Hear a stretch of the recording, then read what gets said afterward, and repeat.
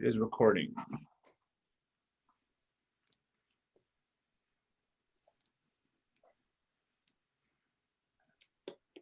Not self-conscious at all. And Michelle, if any people need technical support, they can text me directly and I will. All right. Perfect. Well, I see people are logging on. We have 44, 48 and counting people logging on already. So we're just going to get started in a few minutes. So hold tight for John Zvonar. Yay. I guess I can stop video, eh?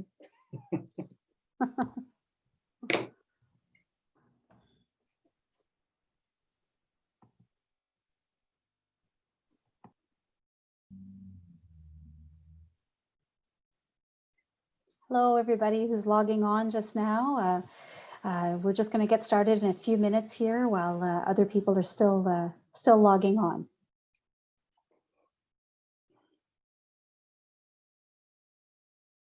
Break a leg. Thanks, Martin.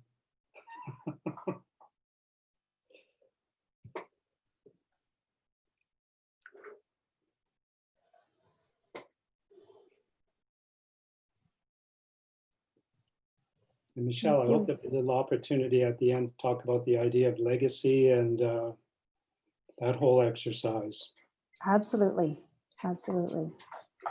I see there's we're up to 80 people now who've logged on, so we'll just give it one more minute and wait till those numbers stop going up, and then we'll get started.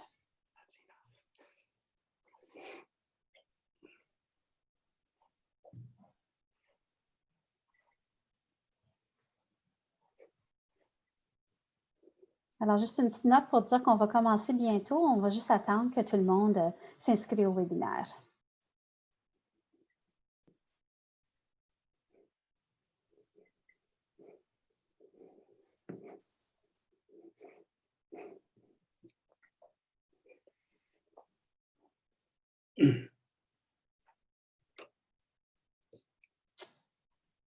And there we go. Voila, I think we're mostly registered now with a little over 90 participants.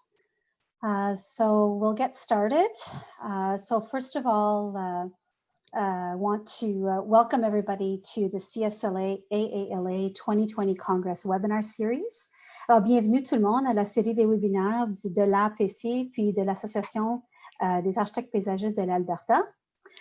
This webinar is featuring speakers who were scheduled to speak at the canceled June 2020 event in Calgary. So before we get started, I'd like to begin our webinar with a land acknowledgement. So we acknowledge that we are gathering today from coast to coast to coast on the lands of the First Nations, Inuit, and Métis people and their governments. Nous aimerions commencer par une reconnaissance des terres. Nous reconnaissons que nous nous réunissons aujourd'hui d'un océan à l'autre sur les terres des Premières Nations, des Inuits et des Métis et de leur gouvernement. We acknowledge that the head office of the CSLA is in unceded Algonquin and Anishinaabe territory, and the head office of the AALA is in Treaty 6, Métis Region 4. So we are going to proceed with the presentation today, and I encourage you to ask questions via the chat box. There will be time at the end for the discussion, and we'll take those questions via chat. Now, you're participating today in a Zoom webinar, not a Zoom meeting, which means that you can only see the speakers and not all of the participants. So you don't get to see each other, just us. So let's go ahead with our presentation. I'm so pleased to present John Zvonar. He'll be presenting The Garden of the Provinces and the Territories, almost 60 years along and still relevant. John is a landscape architect who has dedicated his career to the discipline of heritage conservation, and namely the understanding and management of cultural landscapes. With a master's degree in landscape architecture from the University of Manitoba, for the past 27 years, he has exercised his vocation at the Canadian Federal Government Centre of Expertise in Heritage Conservation. And I know for a fact that he's coming up really soon on his retirement from the federal government. John helps in the protection of nationally significant historic places across Canada and abroad. These sites include the parliamentary and judicial precincts in Ottawa, many places across the country under the jurisdiction of Parks Canada, and treasured memorial sites such as the Canadian National Vimy Memorial and the Beaumont-Hamel Newfoundland Memorial in France. John is also closely associated with the Alliance for Historic Landscape Preservation and the Cultural Landscapes Committee of ECOMOS Canada. He is the Canadian voting member with the International Scientific Committee for Cultural Landscapes. John was honored with his election to the CSLA College of Fellows in 2014. Since meeting with Don Graham on site at the Garden of Provinces and Territories in 2003, he has been a great enthusiast and advocate of this important place. John, I will pass it over to you, and thank you ahead of time for your presentation. Thanks, Michelle, and thanks everyone. Bonjour tout le monde. Okay, we had a technical glitch, so I can't control the screen, but Michelle is going to do that for me, and I'll just ask her to move the slides along as need be. Lots to talk about this afternoon. I'm a big fan of this place, but I think at the end of the day, what I want to do is, when I'm talking about this play, it's about a celebration of our profession of landscape architecture, celebration of place and place making. It's a celebration of the people that were involved, in particular Don Graham, and the evolution of place and the values that are attached to it and what's happened recently, and maybe ultimately the legacy associated with it. I'm going to talk about the geopolitical reality that was happening at the time that this park was being developed, pretty much 60 years ago. And again, in part, it's my homage also to Don W. Graham, who was the landscape architect responsible for it. Okay, Michelle.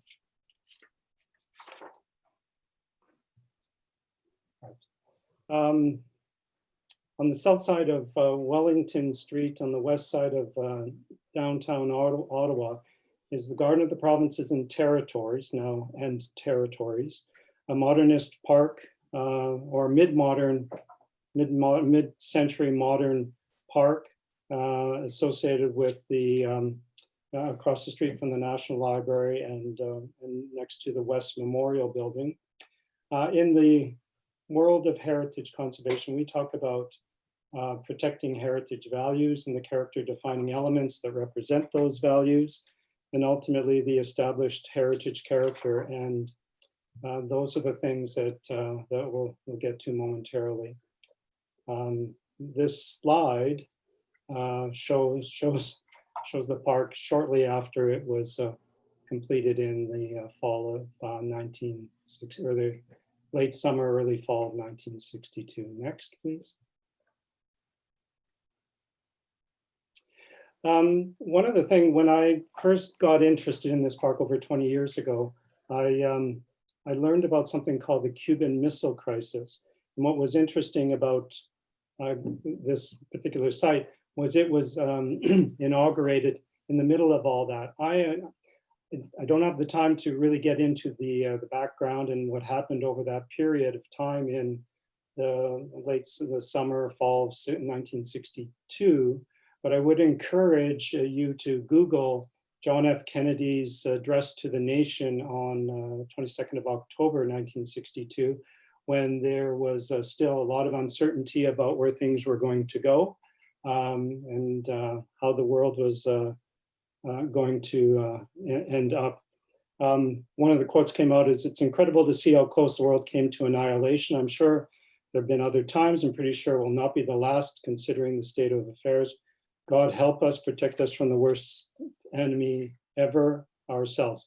And that's not a recent quote. That's from 1962. Next, please.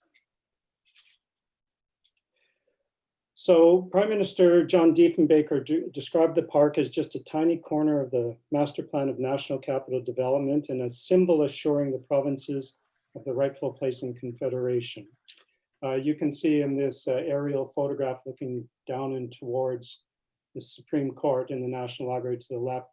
Right at the bottom of the screen is where the Garden of Provinces and Territories sits. Next.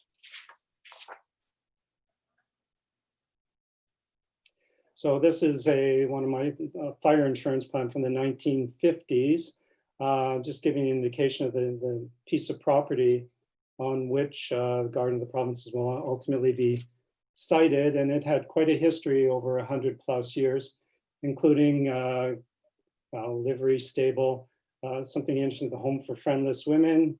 And its last days was cleaners and a foundry on the site before it was all readied for development. Next, please. Many of you will know of the National Capital Plan of 1950 at the hand of Jacques Greber, the French urbanist. This is a piece of the actual final report in the area whereby Garden of the Provinces would be found, which is in the bottom right-hand corner of this photograph of the model. Just above it would be what was intended to be a municipal auditorium. Never happened, but ultimately Supreme Court, which was already in place, the relationships therein, and then in the bottom right-hand part of the photograph, the parkway coming in from the west that would lead into the downtown core. And I take the opportunity to mention that parkway, the Ottawa River Parkway, now known as the Sir John A. Macdonald Parkway, was in part designed by Don W. Graham in the mid-60s. Next, please. And I have to, this is my very, very brief tribute to Don. Don, when he came out of school from Harvard in the late 50s, joined the newly christened National Capital Commission. And I'm not sure it was his first job, but his first assignment was Garden of the Provinces, or what would be known as Garden of the Provinces, as he called it, a people park. But Don was involved a few years after. By the mid-60s, he had set up his own shop, set out his own shingle, and was involved in everything from the pedestrianization of Spark Street Mall to Expo 67. He was also involved with parks like Forillon in Quebec and Cape Breton Highlands, I think in Nova Scotia. But anyways, this is to Don. Next, please. It also, the late 50s, early 60s is, when I mentioned mid-century modern, the idea that landscapes were now being considered and designed with a very different intention. And what we call the modernist leanings of the post-war period. Some of you will recognize some of these landscapes where the central axis was abandoned in favor of a multiplicity of viewpoints, simple planes, and flowing lines. Texture, color, space, and form are manipulated in a manner reminiscent of the Cubist painters. And when I was researching this place years ago, I spent a lot of time reading about that period of landscape design. That quote that I just read was by Thomas Church. And Ron Williams, in his epic history of landscape architecture in Canada, speaks of the landscape projects of the time were carried out in the new design idiom of modernism, which applied the abstract vocabulary of modern art to the design of the environment. And some of the key trademarks of that: simplicity and minimalism in design, use of modern materials and technology, focus on function and efficiency, rejection of elaborate horticulture, and serving all of society, i.e. a social importance. And in this vein, and in this kind of mindset, the Garden of the Provinces was laid out to be approached, viewed, and appreciated from a number of different angles and upper and lower vantage points. Next, please.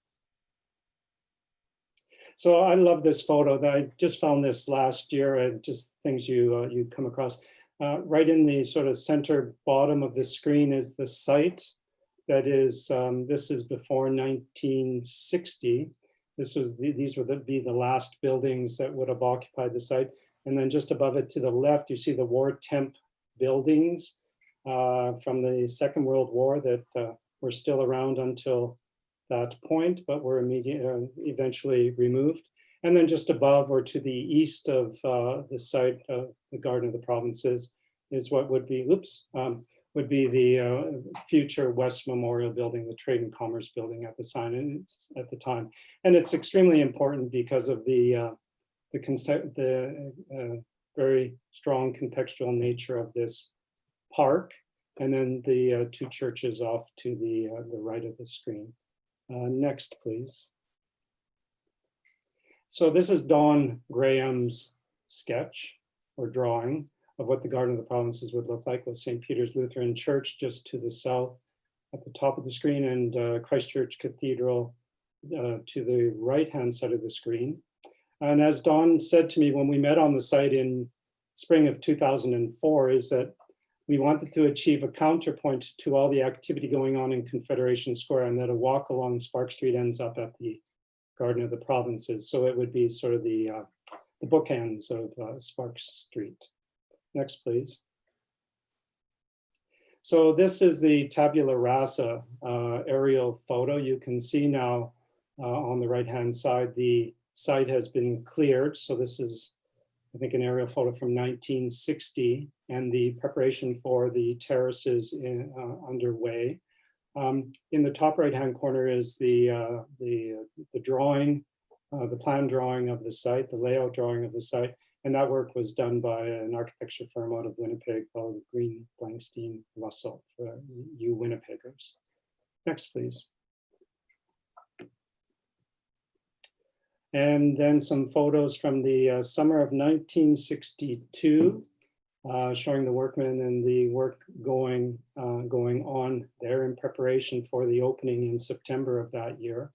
And I'll come back to it, but on the left-hand side is the aluminum stainless steel tree, symbolic tree representing the forests of Canada by Norman Slater out of Montreal. And then a real tree, a European linden, being set in place or in place with the workmen and putting down the limestone planters and ground plane. Next, please. And this is what it looked like on the occasion of the unveiling or inauguration on 25th of September 1962, again within the context of the Cuban Missile Crisis. Where, and you can see in the maybe the upper right corner, people gathering, and this photo is taken from the West Memorial Building. Prime Minister Diefenbaker, who presided over the opening, called it just a tiny corner of the Greber Master Plan of National Capital Development, and a symbol assuring the provinces of their rightful place in Confederation. It's a lovely, I love this photo. The whole series of black and white photos of this time are just terrific. And I would just say, in terms of the layout and the materials and the organization, still intact today, although the trees are much larger. Next, please. And there's Mr. Diefenbaker, and you have the head of the NCC and Public Works standing in front of the fountain, that one of the two fountains. I already noted the what the mayor of the day, Charlotte Whitten, called the tin can tree, the sculpture representing the forests of Canada. This sculpture, which is near and dear to my heart because it represents or symbolic of the Great Lakes, and the largest of the basins was representing Lake Superior, the lake on which I grew up. But Diefenbaker was pleased to be present in these days of stern reality, and again, because it was a Cuban Missile Crisis, to open a garden, since gardens are the essence of peace, tranquility, and harmony. And isn't that all just so Canadian? Next, please. And of course, I made reference, Nikita Khrushchev, Fidel Castro, and John F. Kennedy, and that the unholy alliance or group that was sort of, let's say, fighting against each other or sort of trying to win the day. I threw in this piece of Deep the Chief. There is a play that was happening in Ottawa over the last few summers, or when we were still able to do that, that recounts the story, and it's really quite dramatic. But again, anyone interested in that, I would follow up with sort of video clips from the day. It's really quite eye-opening. Next. So I call this photo good urban manners. And you see the park in place there in the middle of the screen. Across, in the center of the photograph is the National Archives and Public Library, designed by Mathers and Haldenby out of Toronto. And I say that because the typical of government, we sometimes it takes a long time to get things done. The building shown there was actually designed in the mid-50s, but it wasn't actually begun until 1963, a full year after the Garden of the Provinces and Territories was complete. And the interesting story that Don Graham told me was that we knew that building was coming. The war tent buildings were there at the time. We knew that building was coming, so everything that we did, whether it was materials or alignments, including the alignment with the West Memorial Building to its immediate east, were all taken into consideration. That's why I think this park is really quite important in terms of its context. It can't be anywhere else. Yeah, next, please. So this was a postcard from 1965. So a few years down the road, trees are starting to grow. And again, if you were to visit the site, you would see pretty much the same thing with some additions, which I'll get to. I think this is a good opportunity to talk about the fact that there were no comprehensive set of provincial and territorial flags across the country. That when this park was inaugurated in September '62, what they used instead, and you can see most of the flags will probably be familiar because ultimately they were the respective shields of the provinces. And I'll just say in terms of organization, on the right-hand side were the first 4 provinces to enter Confederation: Ontario, Quebec, Nova Scotia, and New Brunswick. And then so on and so forth. And then I guess today we have Nunavut, which joined Confederation or was, came into being in 1999. But it is said that the Garden of the Provinces, or the development of this site in Ottawa, spurred on the respective provinces and territories to actually determine their own flags that we all know and love today, for the most part. And that was all in place apparently by 1969. So just a side anecdote. Next, please. So just in terms of the world of heritage conservation, talking about character defining elements, you see the Indiana limestone and they used Stansted granite. And you can see what's now the West Memorial Building in the far distance on the right-hand side. Again, when I had the opportunity 17 years ago now to stand on the site with Don, and how many opportunities does one get to do that?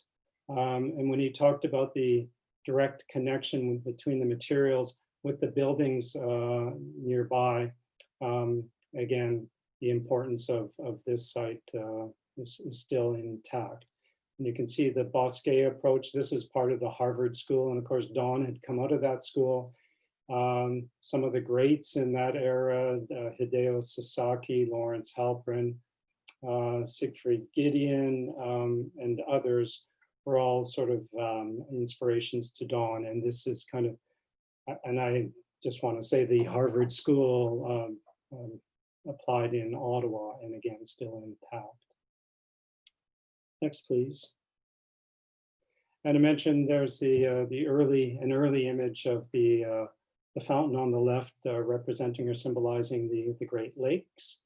And there's a wonderful story about how that was developed, formalized using plasticine in an engineer's kitchen, but that's for another day. And then again, the tin can tree, as Charlotte Whitten called it, representing the stainless steel fountain representing Canada's forests on the right. Next, please. So I mentioned the story about the flags. They're really an important element to the site in the 3 groupings therein. And you can see in the bottom left-hand corner the final flag to be added to the mix, that of Nunavut, with the other two territories. And then one aspect of the site that's really important for those that actually enter into and spend time are the floral emblems of each of the provinces and territories in bronze, painted with enamel paint. Really quite beautiful, but a lovely surprise once you've entered the park. Next. And then I have to just mention this. This is a more recent addition. It's the horticultural design that was undertaken by Julie Mulligan probably about 6 or 7 years ago before she retired from the NCC. A very, very nice horticultural complement to the site. And you can see the National Archives building in the distance. Okay, so next. Next, please. So, whoops, flip back. That one's supposed to evoke a laugh. So I think what's important is that, since the early 2000s, when Public Works had repaired the plumbing of the site, the fountains proper, and got everything back and added accessibility ramps to accommodate UA on the site. Things were quite quiet for about 5 or 6 years. And then for those who are local will know, then there was a move afoot to establish a Canadian memorial to commemorate the victims of communism. And while it didn't start at Garden of the Provinces, it ended up at the Garden of the Provinces. And Tribute to Liberty wanted to have a space that would be, and the reason why I include this portion of the long-term vision and plan on the bottom of the screen is if you look to the left where the Supreme Court triad is, although that building doesn't exist, there was always the intention to build the federal courts building or federal judicial building in that area. But the government of the day, who will remain nameless, had other ideas and accommodated the Tribute to Liberty folks. And a competition was let, and ultimately a winner named. Now, next, please. So this was the government of the day, and there was a lot of unhappiness about this locally, and a number of people railed against it. In 2015, I think I'll ask for the next slide, please. This is the site where the federal judicial building is meant to ultimately be. You can see the two West and East Memorial buildings in behind. That was the intended design, but it was not to be, because in 2015 there was a change in government, and the sunny ways, I think they called it, ultimately meant a change of thinking, and then a move off the site, and then to Garden of the Provinces. Next, please. Next slide. Yeah. One of the great things that came out of that conflict was the fact that many people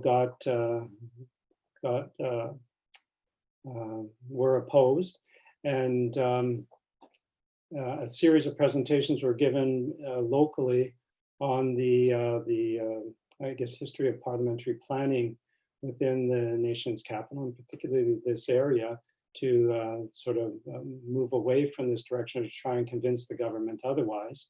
And I would just name people like Bob Alsop and Linda DeCare were involved in this team that developed this wonderful presentation, that at the end of which you couldn't help but conclude that that nothing but a building could go on that site, and that that particular commemoration should be relocated. Again, in 2015, there was a change in government, and I'm just going to read what the former Chief Justice of the Supreme Court, Beverly McLaughlin, said. She she expressed concern, and given the fact that it was right at kitty corner to the Supreme Court, she expressed concern that that particular memorial could send the wrong message within the judicial precinct, unintentionally conveying a sense of bleakness and brutalism that is inconsistent with the space dedicated to the administration of justice. And the new government coming in, Mélanie Joly was the minister at that point, said, commemorative monuments play a key role in reflecting the character, identity, history, and values of Canadians. They should be places of reflection, inspiration, and learning, and not shrouded in controversy. So with all of that in mind, there was a recalibration of the idea. And then working with the National Capital Commission, the memorial site was shifted down the street and onto, but not directly adjacent to the hard landscape of the Garden of the Provinces and Territories. Next slide, please. So there was a competition for this, and the winning team was the Paul Raff Studio, and their theme was Arc of Memory. You can see it in front of you. It's currently under construction. And because we're landscape architects, I have to mention landscape architects Brett Hornort and Luke Karras were or are involved. I've not met them, but the important thing is that this winning submission is set aside far enough away from the main terrace, the hard terrace of the Garden of the Provinces, so not to overwhelm or to diminish that original work, and it's important for in terms of the context. So this memorial will recognize Canada's role as a place of refuge for people fleeing injustice and persecution, and honor the millions oppressed by communist regimes, will serve as a public reminder of the victims of communism, and will bring the suffering of these victims into the public's consciousness. And I think most importantly, what keeps coming when I read about this is the celebration of Canada as a land of refuge. And I think we all feel that and think about that. What's interesting about this, next slide, please. There are over 4,000 bronze rods arranged along 365 slender posts, each one pointing at a unique angle of the sun for every hour of every day across a year. And it is divided in the middle. The memorial itself is divided in the middle at the winter solstice, the darkest day of the year, inviting visitors to step through in a metaphorical journey from darkness and oppression to lightness and liberty. And I'm imagining that just under a year from now, when we're all allowed to do this, and hopefully when this is complete, that we will be able to actually experience it that way. Next slide, please. So, concluding remarks. What makes a good city? This has been on my mind a lot in terms of understanding the place and the role of the Garden of Provinces and Territories over almost the last 20 years since I became interested in it. And I failed to mention that in 2005, because some will say, well, what about the territories part? In 2005, the government of the day officially recognized the fact that Canada does have 3 territories and that they were to be recognized and formalized in a ceremony on the site in the summer of 2005 with the 3 territorial leaders of the day. But I keep coming back to, why are these places important? Why are we connected to them? And more importantly, how do we, or why should we be telling the stories about them? I guess in the 90s, there was a book that came out about modernist landscapes called Invisible Landscapes, and a subsequent article that came out in Landscape Architecture magazine that was, in that particular case, was written in order to try and shame landscape architects who were not actually advocating on behalf of these modernist masterpieces. And that was primarily in America, but of course we had have our own here in Canada. And I guess just because of the timing, that's what got me interested in that. There was a quote in my own research about from Norman Newton, who will all know that name. And the question wasn't about whether or not is it modern, but rather, is it good and beautiful? And when I think about the Garden of the Provinces, I think about it as its place, itself. The Garden of the Provinces and Territories on Confederation Boulevard, which is the ceremonial route through the National Capital Area, that joins and helps to celebrate all of our important institutions. And it now is becoming an important link to the redevelopment that continues on Le Breton Flats. So the timing and the importance of that is all extremely important. I was going to say, you know, beyond what was happening in September and October 1962, and just to sort of bring some closure to the Cuban Missile Crisis, within a week of that address by President Kennedy on the 22nd of October 62, the whole thing had come to a conclusion.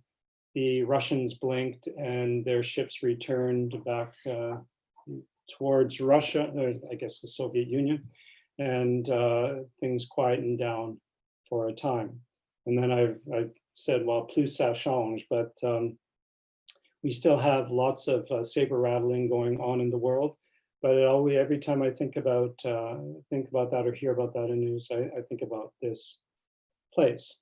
So I hope that this afternoon that I've reminded people or informed people or inspired people about places in events in Canada and the world going back almost 60 years now, which is pretty, as I said to Don, he was designing this about the time I was being born. So it's quite important for me. Questions about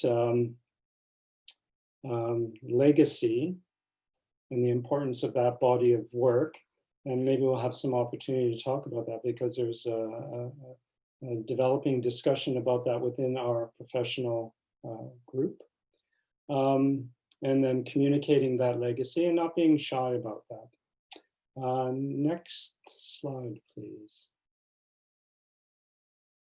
And there's Dawn. That's April 2004.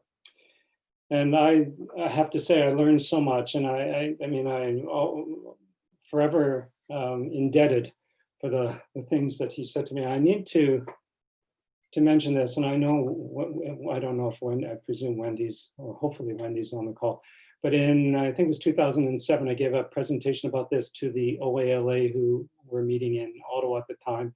And when I walked into the room to give the presentation about the Garden of the Provinces and Territories, who did I see sitting in the front row but, well, not just Wendy, but her dad, Don. And I said, I maybe mistakenly said, Don, if I happen to say anything that's not quite correct, please let me know. And well, in the course of a half an hour presentation, he stood up 3 times, turned around to the audience and corrected me. And well, of course, I couldn't say to him then, yeah, but that's the story you told me. But we'll leave it at that. I miss him. I was a good friend. But I just wanted to end off, and I think it's important for us as a profession or a discipline. One of the comments that Don made in speaking about this place is, and this was the subsequent Ottawa Citizen article that came out of an urban forum session about Garden of the Provinces a couple months later. And Don noted that there's a kind of spark you can see, and I think landscape architects have this particular little magic spark. I love that quote. I think it's entirely appropriate, and I hope that others feel the same way that I certainly feel about the profession, and particularly this place within it and in its history. Final slide, please. Merci bien. Thank you very much for your attention. I'm happy to answer any questions you may or may not have. Thank you, John. It was a great presentation, and it's wonderful to see all those images, those historical images of where we live. Yep. Being based here in Ottawa. Now, if anybody has any questions, please do ask them through the chat. We have John who says here, it's really wonderful to see the garden change over time. Great photos. Hope Harnham says, thank you, John. Great images and great presentation. So lots of thank yous all around. Good. Are there any thoughts you'd like to share with us, John, while people are thinking of their questions? Yeah, oh yes. Well, the one thing that's been on my mind for some time, because the world I work in or about to leave, at least from the federal government's point of view in retirement, is the world of National Historic Sites of Canada. And I would just say that I'm convinced that this place will merit a designation, a federal designation, national designation as a National Historic Site. It's just a matter of submitting a letter to get that process moving forward. And it is something that I will be doing, but it also just, it comes back to the importance of recognizing those places within our own backyards, as it were, and ensuring that they are understood, that we build awareness about them, and that I think one of the things came out of that book on invisible landscapes, or the article in Landscape Architecture magazine about 10 years later, was if we're not actually advocating on for these places as a profession, who will? And so we have that responsibility and that commitment. And I've been fortunate, because of the work I do, to actually be part of that and to actually get involved with this site and actually make it slightly better known. Well, that's great, John. We also have Wendy on the call, and Wendy Graham said Dawn would have enjoyed your presentation and possibly added a thing or two as well. Thanks for helping us remember. So Wendy and John are both on the call. We did have a question from Aditya, who asks, how do you exactly define modernist approach? I don't think there is there is not an exact definition. What was really interesting in my extended long play version of this presentation includes images from the world of abstract painting that was sort of kind of post-war and sort of moving away from the strict dictates of traditional painting. There is no one definition, but ultimately lots of flexibility. It was sort of breaking down some of the barriers and allowing greater reign or freedom for the profession. And of course, as we know, it was only after the war and sort of increased in schools of landscape architecture across the continent, and then ultimately into the 60s in Canada, that the profession continued to grow. And so then over time, people brought their own.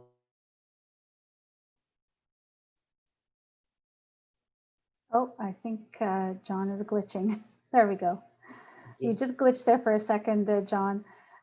We also had a question from Margaret Ferguson, who said, thank you for your presentation. Your insight is invaluable. And she was wondering if the history was documented in print or on the site itself. Yeah, about 2000, I have to tell this story, and if anyone from the National Capital Commission is on the call, my apologies, but in 2005, on the front page of there was one Saturday Ottawa Citizen, they were trumpeting their new capital plan. And that was under the days of Jean Chrétien. I think it was still Jean Chrétien at the time. And anyways, the Garden of the Provinces was seen as a perfect site for a signature building as one came into the downtown core. So I got very agitated, and I wrote a background paper on this of many pages and submitted it to the NCC. Of course, much of that capital plan never transpired, including the widening of Metcalfe Street on approach to Parliament Hill. But it was important that, because I had actually become interested at that point, it was, I took it as a personal affront. So yes, there is much written about it. There was a conference in Peterborough in 2005, first edition of the Conserving the Modern in Canada, and there was a publication came out of that, and I presented a paper to that end on the Garden of the Provinces and Territories. So there is work that's published, plus my own scrappy notes. I've got lots and lots of photos, and I had to be careful because Michelle was very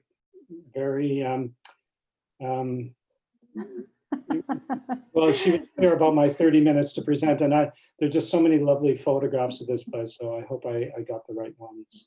Thanks. All right, I'll be the CSLA Dragon Lady. So, well, we do have another question from Peter Soland, who asks, could you speak to the notion of modernism and monumentality in landscape architecture?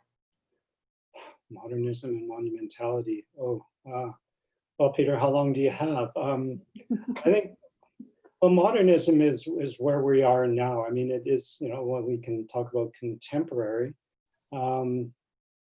times, and so the great evolution over 30 or 40 or 50 years in terms of the profession and how societies, how cities, how communities set about to commemorate their places. I think monumentalism, boy, if we go down the street, there's the, when I hear that, I think of the monument, the commemoration of the Holocaust Memorial, very strong within the urban scape. That's a hard question. I get monumentalism. I always just think of being quite large and dramatic. Our National War Memorial at the top end of Elgin Street as part of Confederation Boulevard, and kind of key nodes that exist as far as throughout the city or community. I don't think that probably answered. That's probably worth a long telephone call, Peter. Et on a Sylvie Lagueux aussi qui nous mentionne dans le chat qu'une forêt était prévue dans la partie ouest dans le plan original. Est-ce que tu aurais un commentaire? I'm sorry. So a forest was planned in the west section of the original plan. What, of the Garden of the Provinces? Yes. Well, that was the sort of the architectonic approach to the tree planting. That, again, I call it the Harvard grid, or the bosquet, but that's still there. It wasn't the forest per se. It was a very, very formal approach to planting, and it's still quite evident today, which surprises me. There are very few trees that have had to be replaced.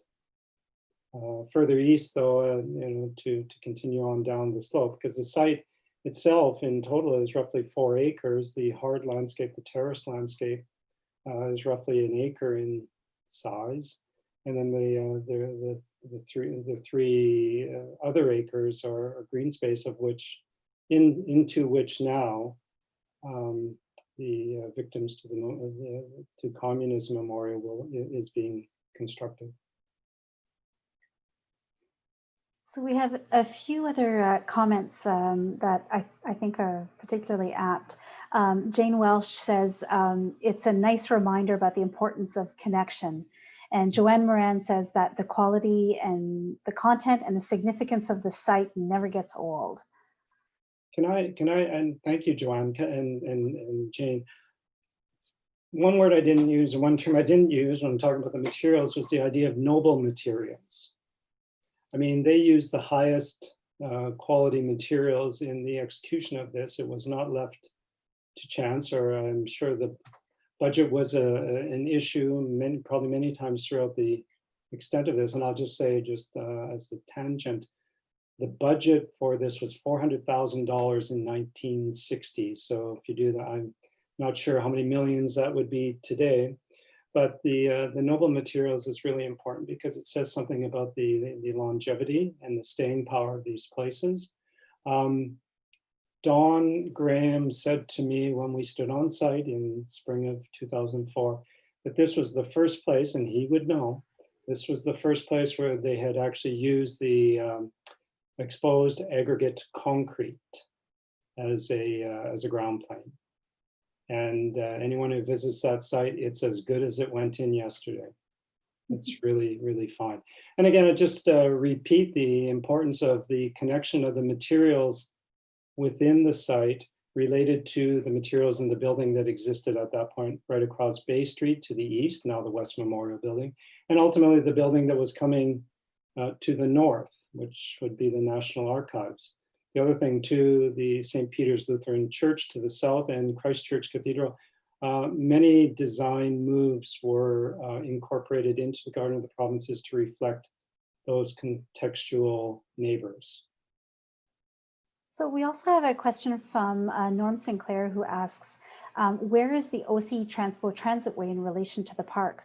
Was there any impact on the park use after the transitway was built? Fantastic question. Lovely to hear that name. Boy, brings back memories, Norm. Well, the LRT, the underground LRT, is about 2 blocks south, well underground. So no, it didn't have any impact on this place at all. But it does raise the point that, and I mentioned in 2003, 4, 5, I guess it was 5, but the NCC's capital plan, and talking about putting a building on that site. And someone had contacted me and said, well, you know, we'll just move Garden of the Provinces to a different place, which, you know, it's highly contextual, so that really wouldn't work. But what seemed to disrupt that objective was the fact that there's a major trunk sewer under the park at some distance below. So that wasn't going to change anything. There was, that couldn't put a building there with underground parking. Small mercies. We also have another question, and we had just have a few minutes left, so you'll have to indulge us here, John. Everybody's curious about this site. Are the tree species in the garden representative of the provinces and territories? They are not. They are not. And I come back to the Harvard teaching of that Don Graham had.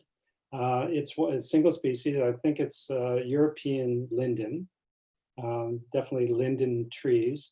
But that had nothing to do, the idea of the species had nothing to do with the provinces and territories. But that said, I did mention and I pay homage to Julie Mulligan's work there with I'm going to call it the garden, the horticultural component that was developed to the east of the west of the site. And there is a very strong,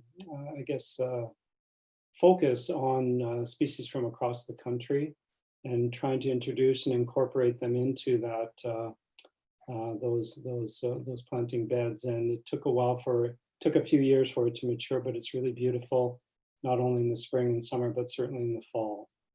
But no, the trees had nothing to do with that. If it were me, and I'd say, well, is there a single tree across the provinces and territories that you could use here that would be representative? I don't know. Maybe it's a type of spruce or a larch. I don't know. But we have 2 more questions, John, if you have the energy for it.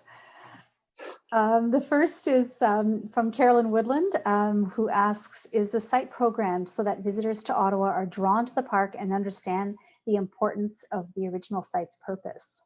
God, you wish there were, and there isn't. But this is a long-standing annoyance for me, Carolyn. One of the things I've said, when I was first researching this 15, 18 years ago, the people that knew that site best were the people that actually did research or worked at the National Archives building. They were the ones that went and had lunch there, who spent time there. But because one story that I neglected to mention, and I have a great slide about it, is the fact that in the 1960s, they scoured and raised much of LeBreton Flats to the west to accommodate what was to become the Pentagon of the North. National Defense was to establish their headquarters on LeBreton Flats. So they expropriated the properties, and by 1965, it was wiped clean. And of course, as we all know, it remained wiped clean for probably 35, almost 40 years until the Canadian War Museum was was constructed there, and then subsequent development.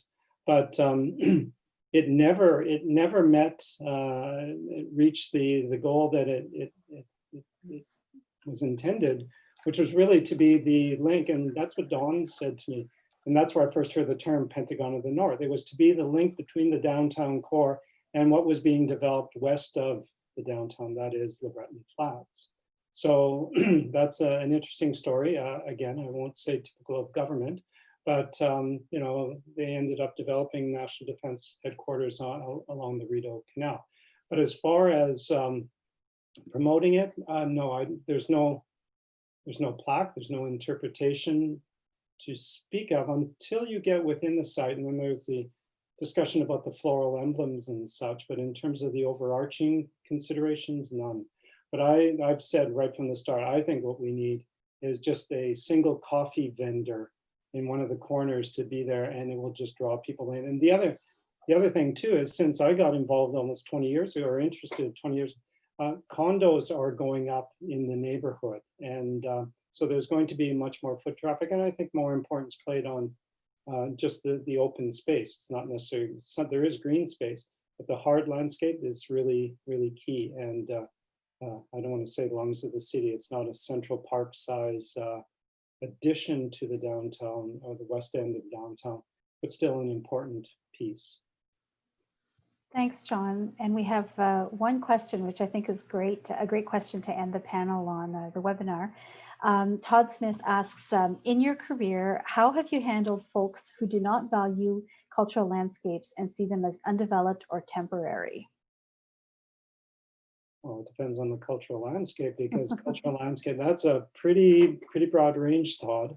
I think, really what it comes down to, I think it's time and energy, and what you do in your day job and what you do, you know, from an extracurricular point of view.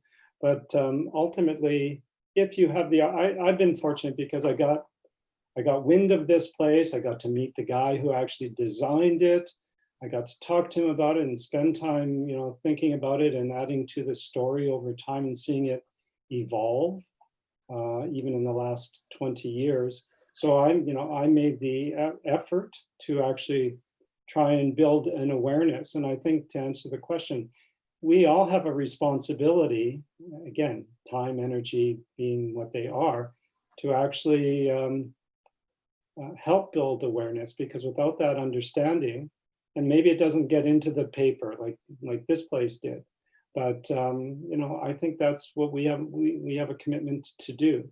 And you know, I mean, we've had a number of things going on here in Ottawa that have really, if I don't want to say it's not necessarily the professional community, but has got the local community, the local citizenry out. And I think it says a lot about where we are and what people are really interested in. It's the old, you know, if you don't fight for it, you're going to lose it. And then I would just say too, in the last 10 months, of course, I think we all have developed this appreciation for places that, well, at least those of us in Ontario are being told we can't necessarily visit these places unless it's essential, exercise, what have you. And I think that's, you know, it's given us time to reflect and the opportunity to actually think about, well, when we're out of all this, what are we going to do, either singly or as a collective? Great question. Thank you very much, John, for a really engaging presentation. There's a few other questions in the list that I'll email to you, and maybe we can reach out directly to people, as some of them are quite specific. I'd like to thank everybody for joining us today, and in such great number. We don't get to see each other in person, but in a way we're able to reach out through these webinars to a larger group. So it's great that so many of you came in such great numbers. I invite you to join us for the next event in the series. It's on February 11th, when Virginia Burt and Sue Sears will present a webinar called Creating Moments in Time, Adding Meaning and Depth to Everyday Practice. So again, thank you for joining us. We really appreciate it. And if you have any questions, do submit them, and I'll make sure to send them all to John for a response. Thank you. Thank you. And thanks, Michelle, for moving the slides along. My pleasure. We'll catch up soon. Take care, everybody. Bye. Merci beaucoup tout le monde.